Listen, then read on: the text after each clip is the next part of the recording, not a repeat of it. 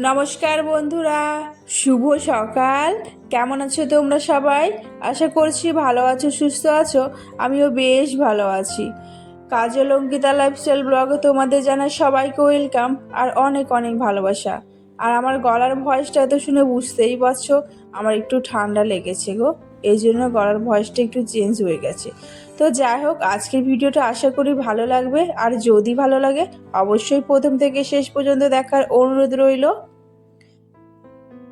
সংসারের প্রতি মায়া ও কাজের নেশা থাকলে কাজের প্রতি শত কষ্ট হলেও কিন্তু বাড়িঘর এত পরিষ্কার পরিপাটি করে রাখা যায়। তো চলো, আজ সারাদিন কি করব তোমাদের সেটাই সবার সাথে শেয়ার করব। আর তার আগে বলি, যারা প্রথমবার এই ভিডিওটা দেখছো তারা কিন্তু অবশ্যই চ্যানেলটাকে লাইক করে সাবস্ক্রাইব করে দিও আর আমার পাশে থেকো। তো দেখতেই পেলে এখন বাজে হচ্ছে ঘড়ি কাটায় ওই 6:30টার মতো। আর আজকে ব্লগটা একটু 6:30 থেকে শুরু করেছি।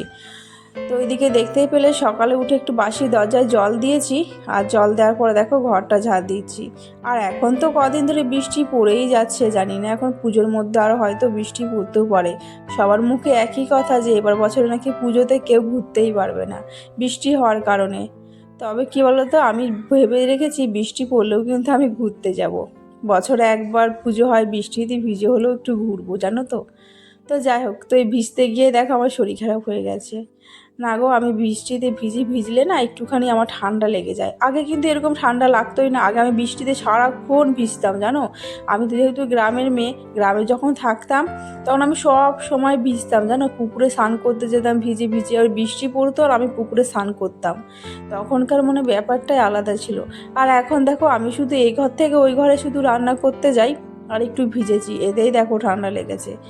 আর ওই যে পিসি বাড়ি গেছিলাম সেদিনকে, ওই ভিজে ভিজে পিসি বাড়ি না খুঁজে রাস্তা পেয়ে একটু ভিজেছি, ওই কারণে আবার একটু ঠান্ডা লেগে গেছে জানো তো। তো যাই হোক, তোমাদের সাথে অনেক গল্প হবে। তো চলো, এদিকে তোমাদের সাথে একটু শেয়ার করি। তো এদিকে দেখতেই পাচ্ছ আমি হচ্ছে ইন্ডাকশানে আজকে হচ্ছে ভাত বসিয়েছি, কারণ বরমশাই বললো কি আজ নাকি ও তাড়াতাড়ি যাবে, 9টার মধ্যে চলে যাবে। তো এই জন্য তো ওই গ্যাসটা ওর ঘরে যাবো না, যেহেতু বৃষ্টি পড়ছে, তো ভাবলাম কি এখানেই বসিয়ে দিই ভাতটা। তাই ওর জন্য অল্প করে বসিয়েছি, আমাদের জন্য পরেও ঘরে গিয়ে বসিয়ে নেব। তো তারপরে দেখতে পেলে মানি প্লান্টের গাছটা একটুখানি জলটাও পাল্টে নিলাম। আর এই দেখো, এই গাছটা না আমার ভীষণ ভালো লাগে গো। একটা সেই কবে এনেছি, অনেক দিন এনেছি, তবে বেঁচে রয়েছে, জল পাল্টে পাল্টে বেঁচে রয়েছে জানো গাছটা। তো এটারও জল পাল্টালাম।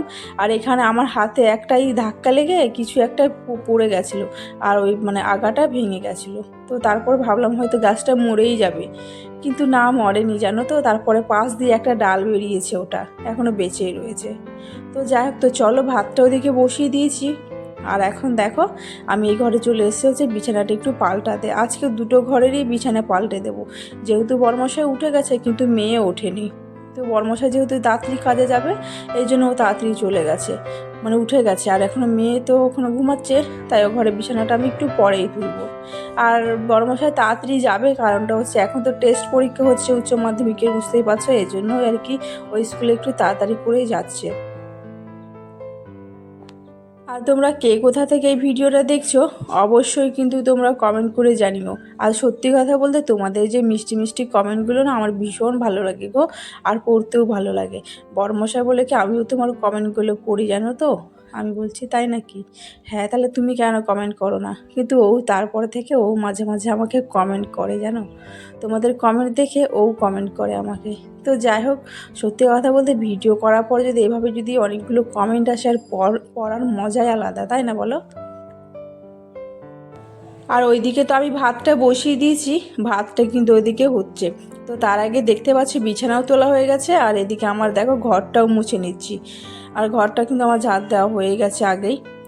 আর এই দেখো এখানে একটু বসে বসে মুছছি, কারণটা কি বলো তো।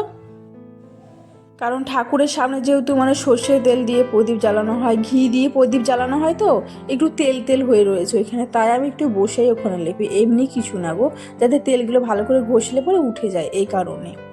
তো যাই হোক, ওইদিকে আমার ওই ঘরটা মোছা কমপ্লিট হয়ে গেছে। আর এখন দেখো এই ঘরটা এখন মুছতে চলে এসেছি আমি। আর এখন কিন্তু বরমশাই এখন স্নান করে নিচ্ছে, তো আমি এই জন্য একটু তাড়াতাড়ি করেই মুছে নিলাম। আবার যদি সময় পাই আবার ঘরটাকে মুছবো। আর সত্যি কথা, আমি না নোংরা ঘর থাকলে না আমি বারবার করে মুছি জানো তো। তো ওইদিকে দেখতে পেলে আমি ঘরটা কিন্তু মুছে নিয়েছি। মোছার পরে এই দেখো ভাত আমার হয়ে গেছে।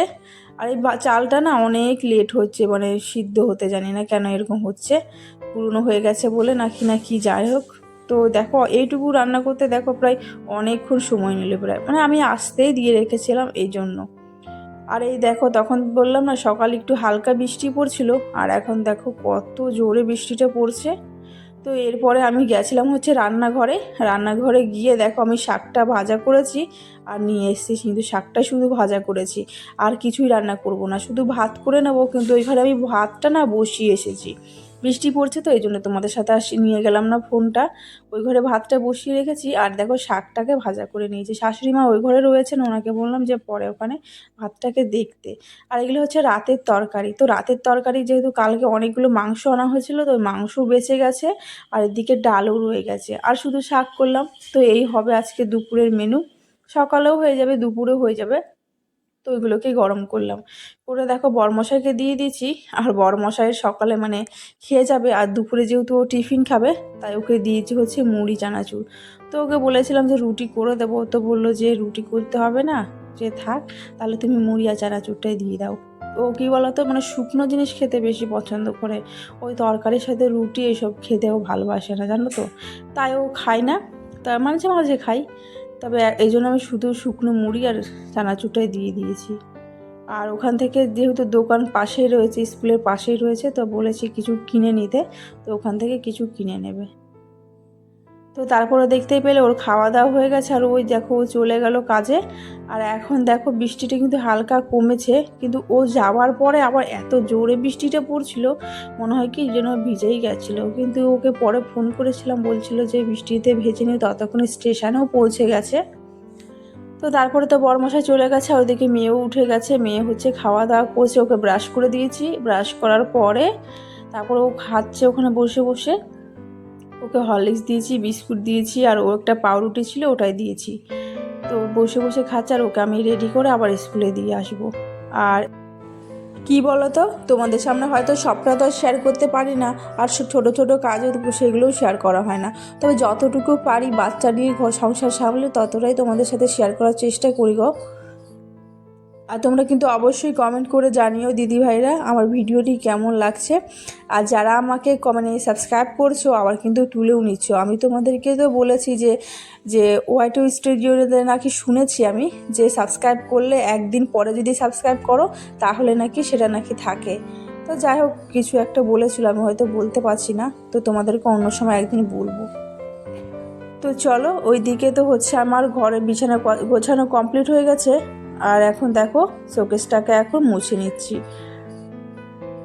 শোকেসটাকে কিন্তু আমি রোজ মুছি জানো তো, আমার খুব ভালো লাগে শোকেসটার কালারটা আমার বেশ ভালো, আর এটা আমি নিজেই পছন্দ করে নিয়েছি জানো।